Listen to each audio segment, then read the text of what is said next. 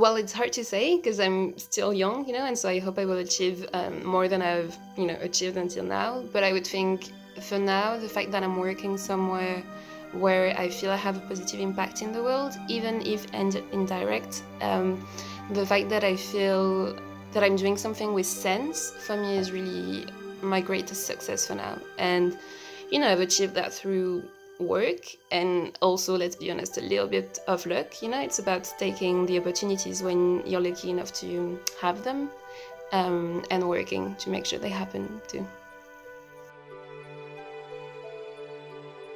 I have been quite lucky, but I think, as a young person especially, there are many things we have to face. When you look at the job market, we really need to reform that because there are so many unrealistic demands from employers in terms of experience and what they ask of you in exchange. You have to face ageism, basically people that just don't trust you just because you're young and they don't even know anything about you and your work. So yeah, it's not always been easy to be a young person working, especially a young woman, of course, because you have the added prejudices. But I personally have been quite lucky in this area.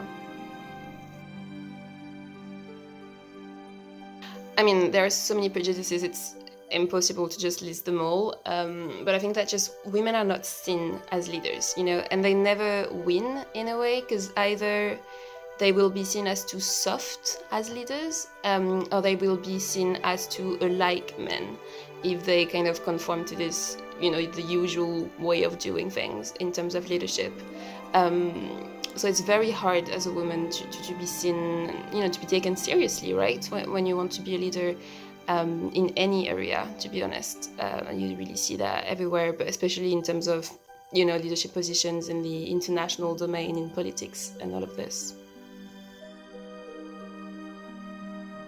I mean, there's many things that the European Union could do, and they are already kind of doing some things. I think they're on the right way forward.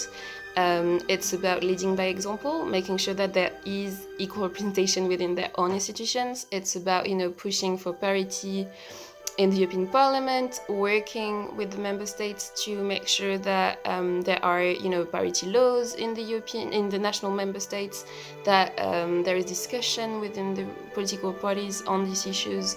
And it's also about just tackling all the roots of inequality, because we know that this lack of representation has so many different factors.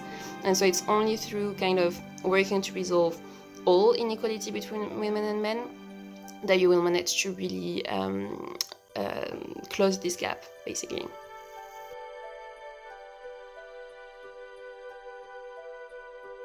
Well, we are trying to tackle all the roots of inequalities. We work with our members at national level to kind of pave the way for the next generation, to make sure that there are policies and laws that are implemented, that the political parties actually take this issue into account, that they, will offer trainings. We ourselves have also been working on tackling online violence that have really has a big impact on women politicians.